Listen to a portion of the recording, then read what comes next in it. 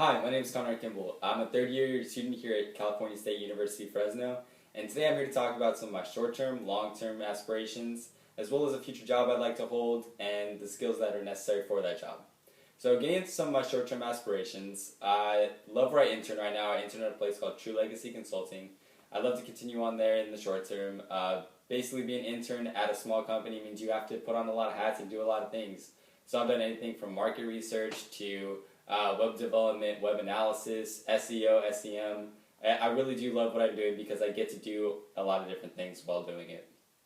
I also love to graduate from California State University, Fresno in the next couple of semesters. I'm a junior, so it's going to take me about 2 or 3 more semesters, but then after that, I love to move into some of my longer-term aspirations, including becoming a market research analyst, and then hopefully owning my own tech company one day. I love what Bitwise is about in downtown Fresno, and I'd love to kind of be a part of that whole movement.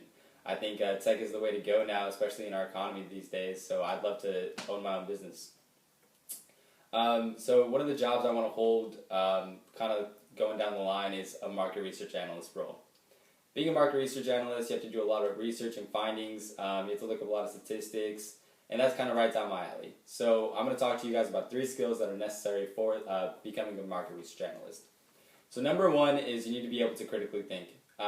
Critical thinking is not just about being able to think on your feet. It's also planning out beforehand, making the right decisions when necessary, or when some decisions are in the gray area, at least being able to write down the pros and cons of all the decisions and being able to know what exactly you can offer your client. And that kind of goes into complex problem solving, which is my second skill.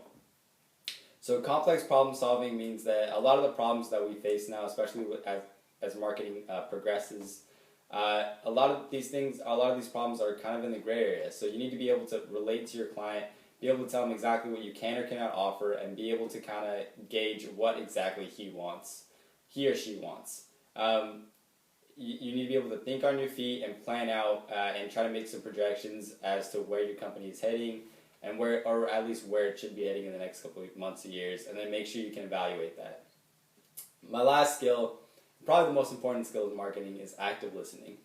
You need to be able to actively listen to whatever your client is saying to you.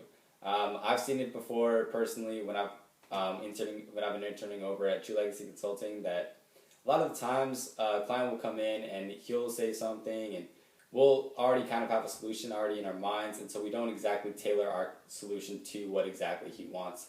And I've seen both sides be frustrated on that part. So making sure that you're an active listener and making sure that you know and at least understand exactly what the client wants out of your relationship is really going to help boost whatever position you hold as a marketing place. But definitely when you're a market research analyst.